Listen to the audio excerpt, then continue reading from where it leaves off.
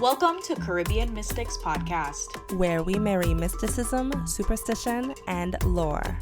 I'm your host, Paulina. And I'm your host, Gabrielle, and we are your resident Caribbean mystics. Join us today as we explore the depths of real supernatural stories told by real people located right in our very own backyard.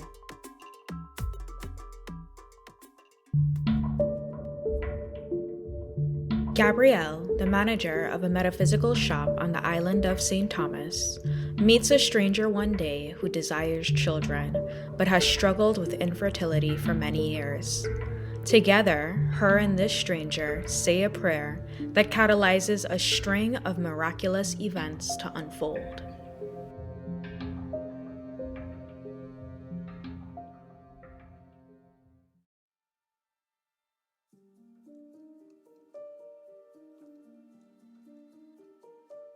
My name is Gabrielle Carrard, and I grew up on the island of St. Thomas in the Virgin Islands. And for the last 4 years of my life, I've been managing a metaphysical store named Sage Sanctuary. And at Sage, we have quite a bit of offerings. We have an apothecary with an extensive selection of herbs. We have a lot of books.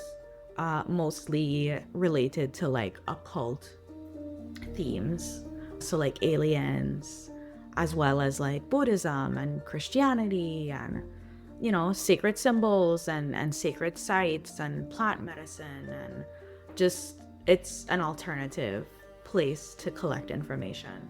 But we also have like tarot cards, oracle cards, we have sage bundles. So yeah, we have a lot of different things. We also have services, so we do readings and energy healing and stuff.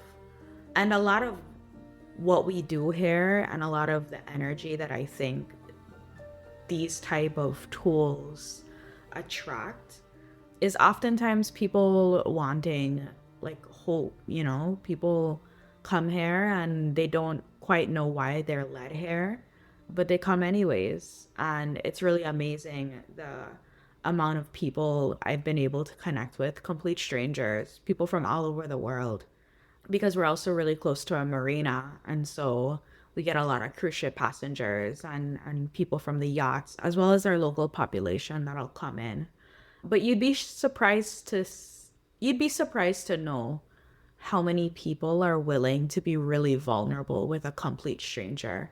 And I think that because this space is what it is, people tend to feel safe to come in and talk about some of the hardest parts of life with me. And so one day, about 2 years ago, I was dusting around the store and I was crouched by the bookshelf and I was dusting the very bottom shelf so I could rearrange the merchandise that was sitting on the shelf. And I heard the door open and close, knowing that someone had walked in. And I turned and there was a lady that had come in. She was by herself. I could immediately tell off of her energy that she had a lot on her mind. I had greeted her, of course, because a part of our business model here is that it's very customer centered and it's very much about connection. And so one of the first things that we are taught is that, you know, you greet your customers, you offer help at the beginning and let them know that, you know, they can ask you questions. And you also, you know, if it's appropriate, go into like, how's your day, you know, because sometimes people do just need to talk. And I think that helps to open the conversation. And so when this customer walked in and I could feel that she had a lot going on, I, of course, greeted her. And then I waited a couple minutes before asking her how her day was going. And when I did ask her how her day was going, she told me that she was having a really hard time. And she had a really big decision that she had to make. And so I said, okay, no problem. And so I started talking about different resources that could be supportive for like clarity, decision making, confidence. And in walking through the store and having that dialogue, she went on to tell me that it's been her lifelong dream that she wanted to be a mom. And she's always had struggles with fertility.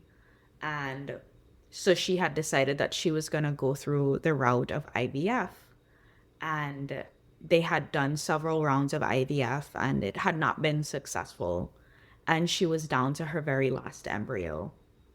And so she was feeling the weight of overwhelm of the precarious situation in front of her, that she has this one last shot to have this dream family, and she obviously is afraid.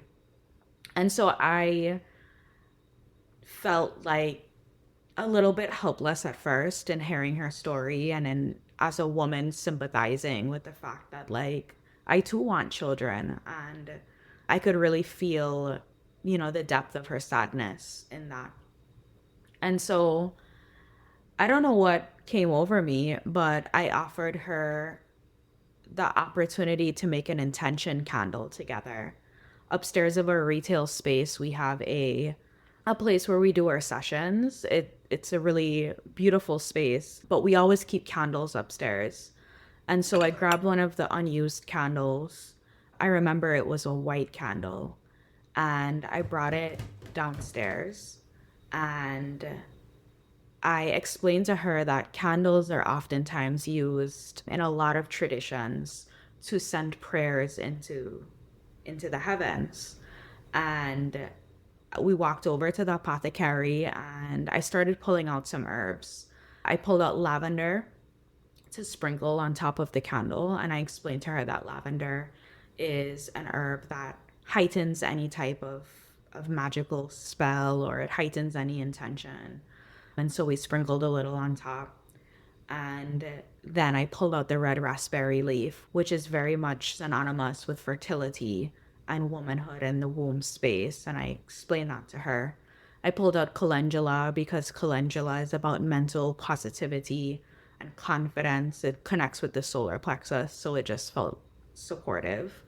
And I also pulled out mugwort. Mugwort is going to be very good for just protecting, the energies of what we were wanting to send outward. And so I dressed the top of the candle, and I grabbed a little piece of paper, I cut it into a square, and I asked her what exactly she wanted to pray for. And she just started talking about how she wanted a healthy, happy baby and a beautiful pregnancy. And as she's talking, I'm writing it out for her. And when she's finished, I let her read over the paper to make sure that what I had written was what she wanted.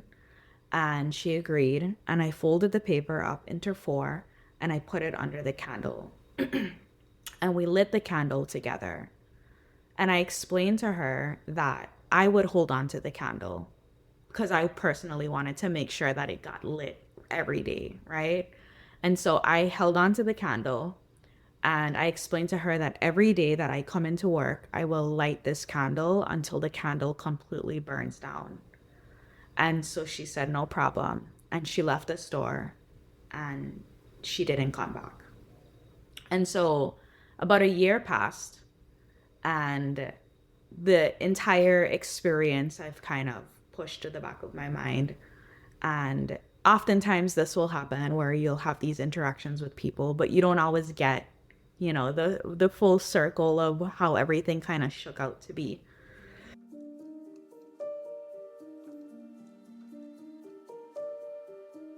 And so a year later, I'm sitting in the corner of the store and I'm talking to a friend of mine who's come to visit. And that day I had a stream of customers coming in and out. And so I would go and I would greet the customers. I'd say my hellos, assist where I can. And after a group of customers had just left and I walked back to my friend where we were talking, I had a single lady walk in. And I greet her, I do my normal, how's everything going? And she walked straight up to me And she looks me in my eyes, and she's kind of looking at me, and I'm looking at her. And I could see that I kind of recognize her, but I can't place where I know her from. And she says, "You don't remember me, do you?" And I'm like, "No, I don't." And she's like, "Come." And so I follow her outside, and outside is 2 strollers with 2 newborn twin babies. And she tells me that she's the lady, and we had this conversation, and we lit this candle, and she basically retells our entire interaction, which immediately jogs my attention because she was the first customer I had ever done this process with. And she tells me that she, shortly after our prayer, did her IVF with her last embryo and discovered that she was pregnant with twins. And these were the twin babies that we had prayed for together. And she told me that she felt like it was our prayer that made all the difference. And I was so elated, and, you know, it was so miraculous to me. And of course, I gave her a hug, and her twins were absolutely beautiful. They still are. They're beautiful children.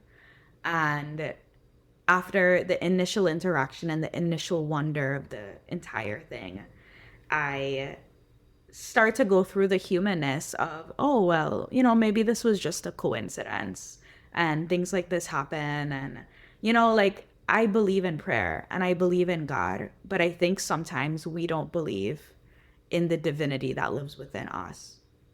And so not too long after we had this interaction and I meet these 2 twin babies, I'm already thinking to myself, like, okay, I think maybe this may have been a coincidence, because there's no way I had anything to do with this lady and these beautiful twin babies being born. You know, like, it's nice to think about, but I was already on the side of, but I'm not that special. 2 years later, so this year, 2024, it's my birthday, May 9th, and I'm having a particularly hard birthday because I'm sick with this horrible flu that I still haven't gotten over yet, as you can hear in my voice. And I don't have power because our local power department has been without power for 12 hours consecutively. So my phone is dead. So I'm home, sick, hot, unable to be whisked away by TV or by phone. And so I spent a lot of my day by myself thinking, like, wow, what a way to bring in your 30th birthday. And then I plug in my phone when power finally comes back, and I'm starting to get up to date on all of the birthday posts that are on my Facebook timeline. And I stumble across a post from the lady, and her post read, "When you prayed with me, I was so blessed. Then I was so excited to tell you that your prayers blessed me with 2. Well, the most amazing thing is that my 2 miracles were born on the same day as you. Happy birthday, Gabrielle." And when I tell you guys, I stopped in my tracks and I had to read the message over and over and over again because it was so miraculous and uncanny and unexplainable that even to now, I have such a hard time just wrapping my head around the synchronicity of events that have taken place around this situation and the birth of these 2 little beautiful baby boys. And I once read a book that said that because we are made in the image of God, we are all fractals of divine energy. And therefore, we have both the right and the responsibility to make miracles and to receive miracles. And I, in this moment, completely believe without a shadow of a doubt that on that day with that woman, we were both making miracles together.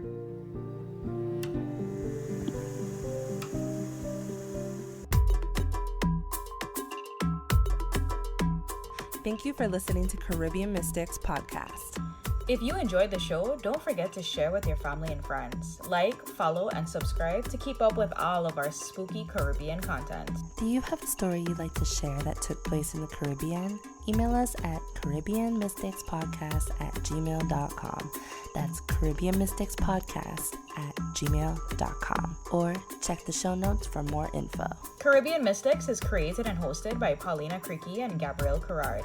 Theme song is Folktale Jouvert Riddim by Marcano.